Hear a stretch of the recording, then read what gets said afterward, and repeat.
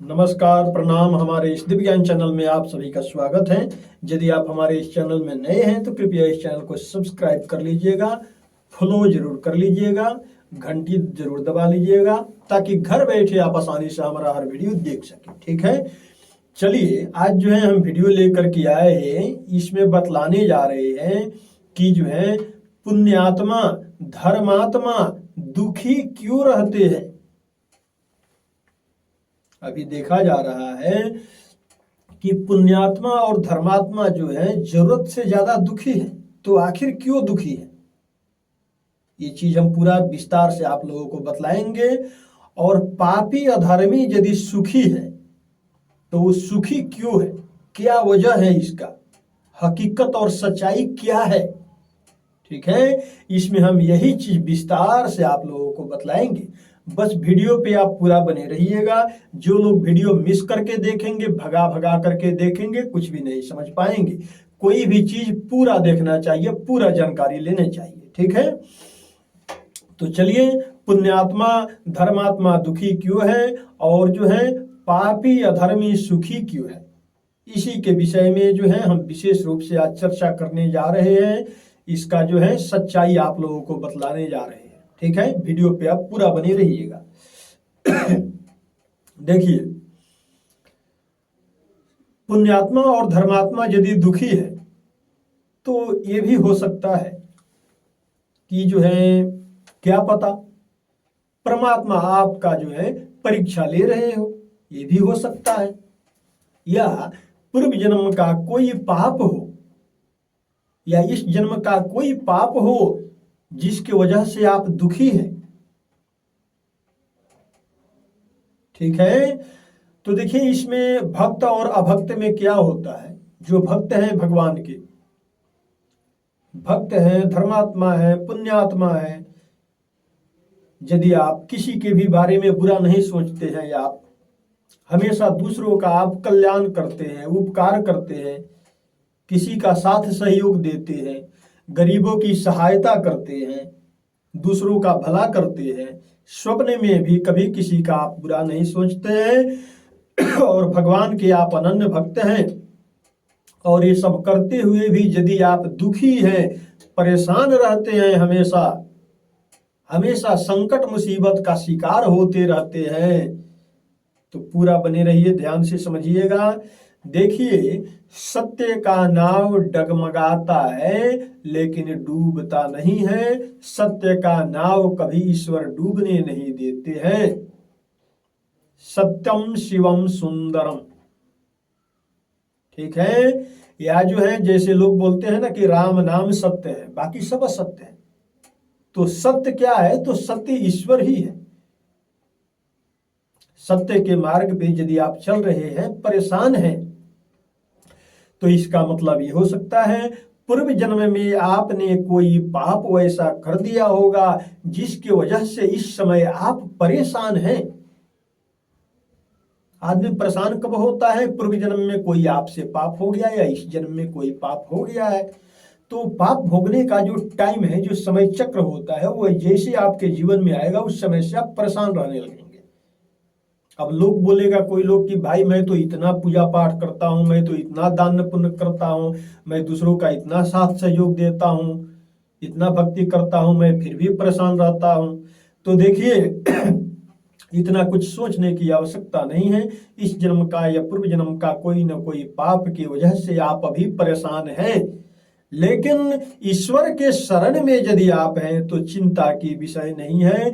ईश्वर क्या करते हैं, जैसे ही आप ईश्वर के शरणार्थी होते हैं, ईश्वर देखते हैं, उस पे निगरानी डालते हैं कि आपका पाप कितना है। ठीक है, और आप परेशान क्यों हैं, उस पे जो है ईश्वर ध्यान देते हैं, उसको अच्छा से देखते हैं आपके दुख को। फिर ईश्वर क्या करते हैं, चलो भाई मेरे शरण में आया है, इसका जैसे 100% पाप है, तो उसमें से ईश्वर क्या करते हैं कि चलो मेरे शरण में जब आया है तो कुछ ना कुछ तो इसका जो है काटना पड़ेगा, क्योंकि शरणार्थी का जो है रक्षा हमेशा ईश्वर करते हैं।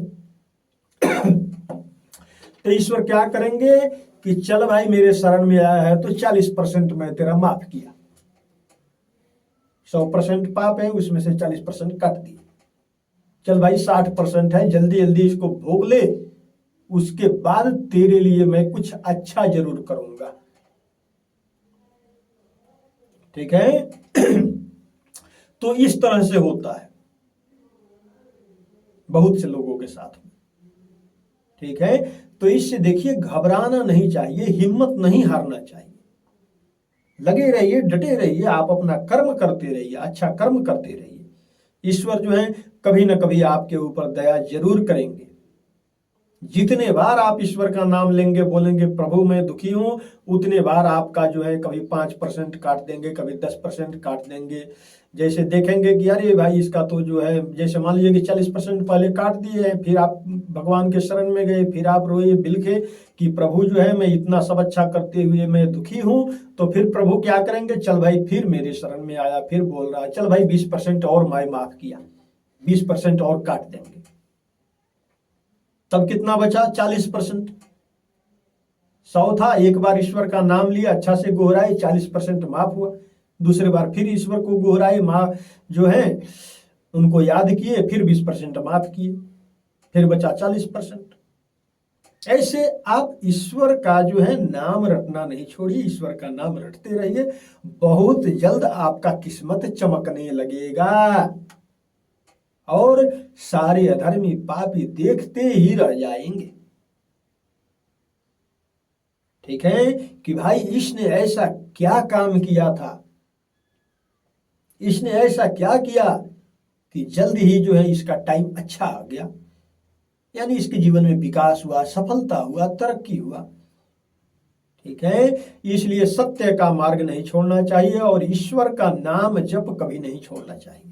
बहुत से लोग घबरा के बेचैन होकर के छोड़ देते हैं, भागने लगते हैं कि भाई ईश्वर नहीं है, भगवान नहीं है, मैं ये नहीं करूंगा, मैं वो नहीं करूंगा, मैं बहुत अच्छा किया, मैं बहुत, हमारे साथ गलत हुआ, ऐसे तरह तरह की बातें सोचने लगते हैं। तो इस तरह के नहीं सोचना चाहिए। ठीक है, देखिए सत्य के मार्ग पे आप हैं, ईश्वर के भरोसे हैं, तो ईश्वर कहीं ना कहीं आपके ऊपर दया जरूर करेंगे। बस आप थोड़ा सा सब्र तो रखिए, आप थोड़ा सा विश्वास तो जरूर रखिए, विश्वास को आप मत तोड़िए, सत्य का मार्ग आप मत छोड़िए, आप चलते रहिए वैसे, जैसे आप अच्छा कर्म कर रहे हो वैसे आप अच्छा करते जाइए, ईश्वर का नाम जपते जाइए। बहुत जल्दी जो है आप ईश्वर की कृपा के पात्र बन जाएंगे, ईश्वर आपके सब पापों का नष्ट कर देंगे। कुछ ना कुछ तो भोगना पड़ेगा। अब जैसे मान लीजिए पूर्व जन्म में आपने या इस जन्म में कोई पाप किया है, अब ईश्वर के आप शरण में चले गए और आप सोचेंगे कि भाई जो भी 100% हमारा पाप है सबका सब माफ हो जाए, तो वैसे थोड़े होता है भाई, वैसे नहीं होता है। हाँ, आप शरण में जाएंगे तो कुछ प्रभु क्षमा कर देंगे, कुछ काट देंगे, फिर दूसरी बार गए फिर कुछ काट देंगे और काटते रहेंगे। जितने बार याद करेंगे प्रभु को उतने बार प्रभु काटते रहेंगे पाप आपके। धीरे धीरे कम होते जाएगा, कम होते जाएगा, कम होते जाएगा, धीरे धीरे बहुत जल्द भगवान की कृपा से। भगवान क्या करते हैं, अपने भक्त को दुख देते हैं। क्यों दुख देते हैं कि जो भी पाप है पहले उसका हिसाब रफा सफा करो भाई।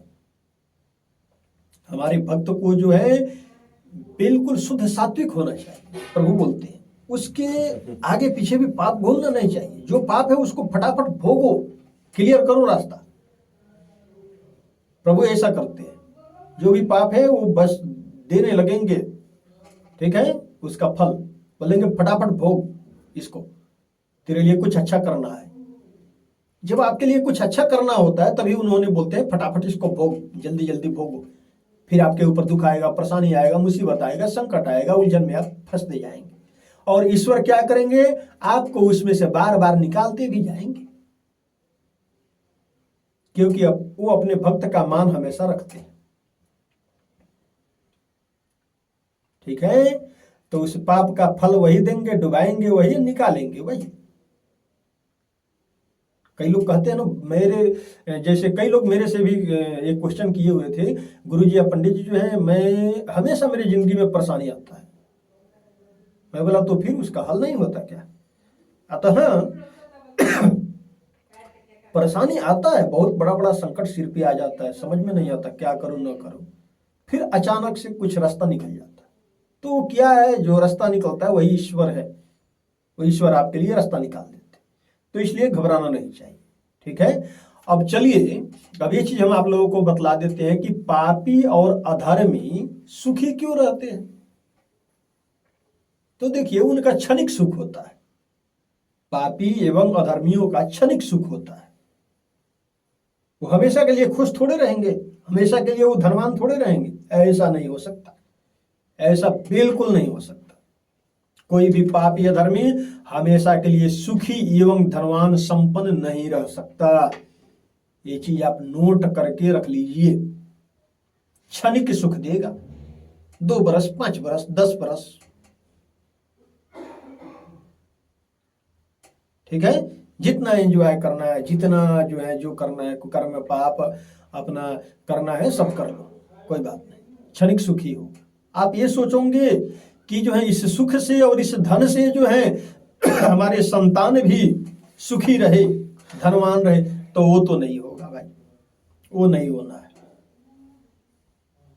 ठीक है, क्योंकि अधर्म और पाप से कमाया हुआ धन जो है अधिकांश आपके रोग में लग जाएगा, आपकी बीमारी में लग जाएगा। कई लोग तो जो है धनवान है परंतु जो है सुखी नहीं है।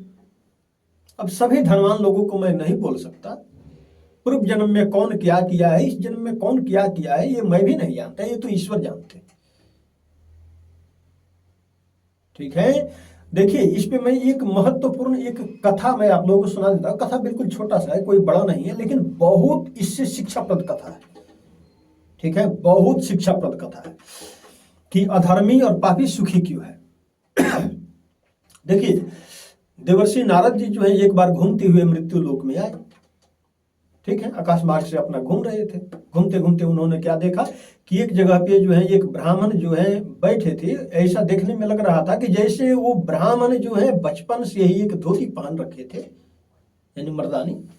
ठीक है, एकदम मतलब सड़ा गला, फटा हुआ, पुराना, एकदम कई जगह से फटा हुआ और सिला हुआ,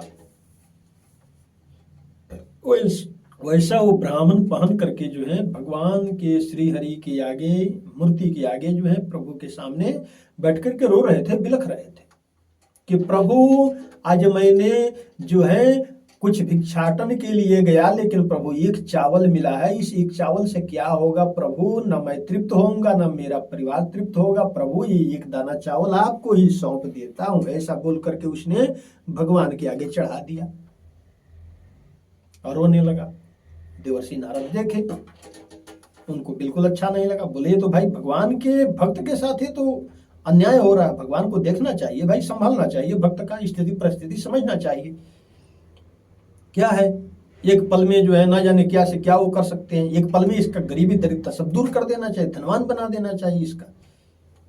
ठीक है, ऐसा सोचते हुए देवर्षि नारद जो है और आगे बढ़े। बोले कोई बात नहीं, जाऊंगा बैकुंठ, और जाते ही प्रभु से ये मैं पूछूंगा कि वो ब्राह्मण आपका क्या बिगाड़ा है कि दुखी। ऐसे मन ही मन जो है विचार करते हुए देवर्षि नारद आगे बढ़े।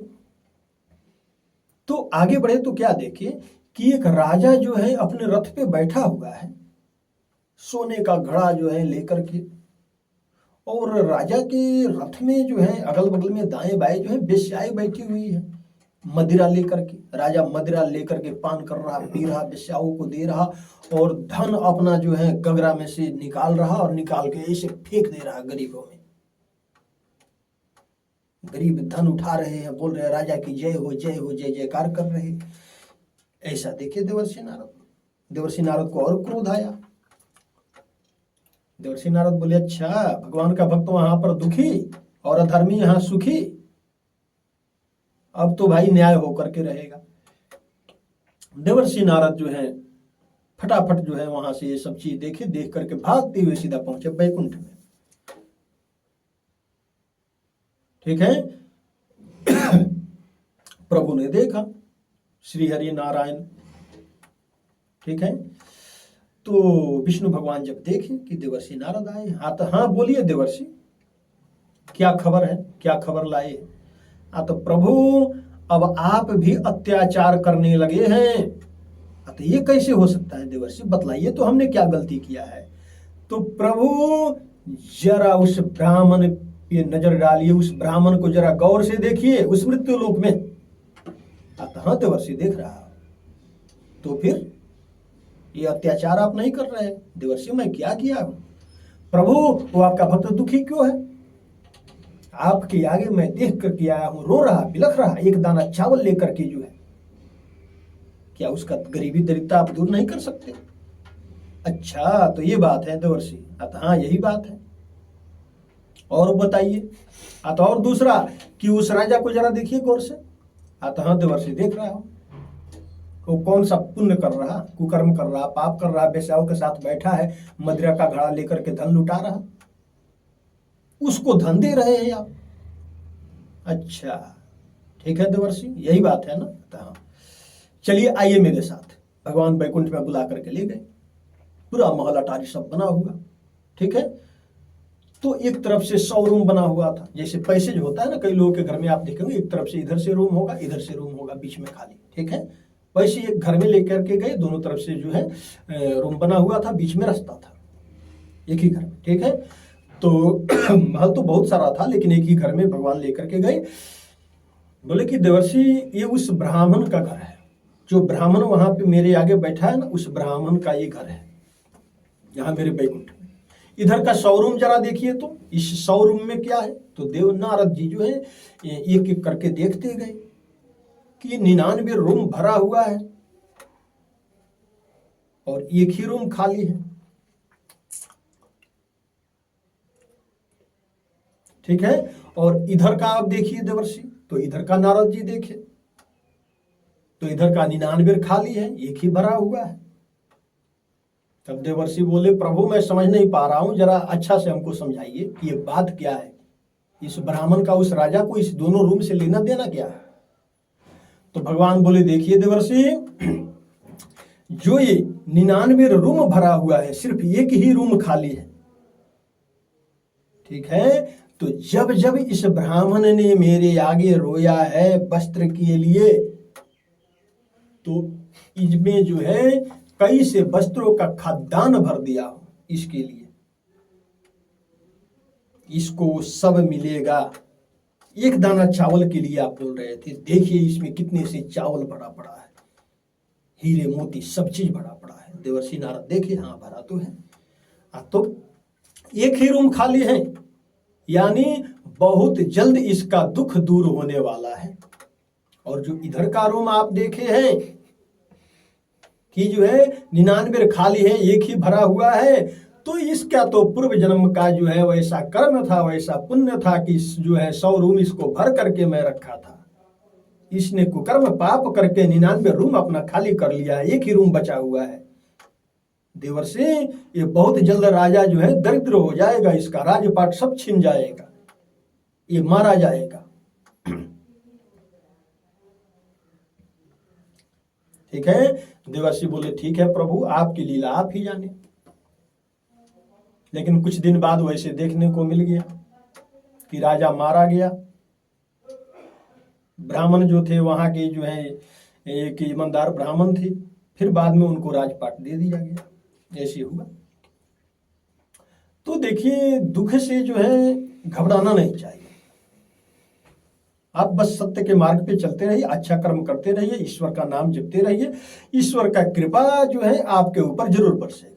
तो पूर्व जन्म में या इस जन्म में कोई पाप होता है, वो व्यक्ति जो है भोगता है उसको, पर प्रभु के शरण में जाने से जल्दी जल्दी वो पाप खत्म हो जाता है, ठीक है।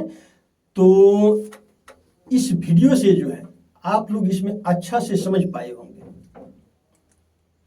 क्या समझ पाए होंगे? तो पुण्य आत्मा धर्मात्मा यदि दुखी है तो क्यों दुखी है, ये चीज आप अच्छा से समझ लिए होंगे, ठीक है। और पापी अधर्मी सुखी है यदि, तो क्यों सुखी है और कितने दिन के लिए सुखी है, ये भी चीज आप लोग अच्छा से समझ लिए होंगे, ठीक है। तो चलिए हमें उम्मीद है कि वीडियो आप लोगों को पसंद आया होगा। वीडियो पसंद आया हो और यदि आप हमारे इस चैनल में नए हैं तो कृपया इस दिव्य ज्ञान चैनल को आप सब्सक्राइब कर लीजिएगा, फॉलो जरूर कर लीजिएगा, ताकि घर बैठे आप आसानी से हमारा हर वीडियो देख सकें। वीडियो पसंद आया हो तो लाइक कीजिएगा, शेयर कीजिएगा, कमेंट बॉक्स में जय श्री राम, जय हनुमान जी महाराज की, जय श्री हरि जरूर लिखिएगा। चलिए हमको विदा दीजिए। जय जय श्री राधे। सबका मंगलमय हो, सबका कल्याण हो।